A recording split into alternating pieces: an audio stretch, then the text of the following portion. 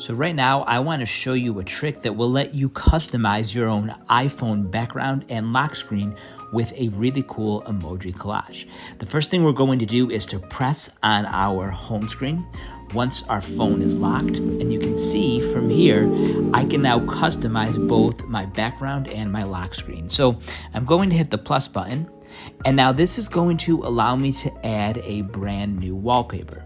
Now, if you've never tried this out before, you'll see a number of different choices that are available, as well as ones that you can create up here at the top. And the one that we're going to want to go to is Emoji. So I'm going to tap on Emoji, and then this is where I can create my own background. So you can see right over here is any emoji that I tap will automatically show up on the wallpaper. And I can leave up to 6 if I want. So I'm just going to go ahead and let me just pick some 6 random emojis that are on here.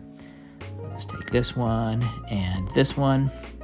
Just do a few more of the regular ones over here and over here. Okay, now I've got 6 out of 6 emojis on here, but I'm not quite finished because there's also other ways that I can customize it. So by default, it took the color of the last emoji on my background and it made it orange. So if I tap on the color at the bottom, I have all kinds of options to change the background color. The other thing I can do is switch from some different themes. You can see this is a straight up grid. This is large emojis. We've got this radial and this one, which I think is kind of cool, that spiral. So that's just about it. Once this is finished, I can select add, and it's going to ask me, do I want to customize it as my wallpaper and my home screen, or just use it as my home screen? I guess I will do a pair.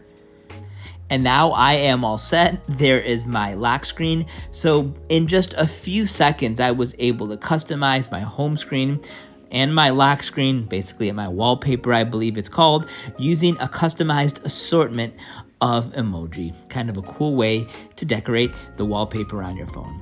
So I hope that this video has been helpful. If you have any questions, please feel free to let me know in the comment section below.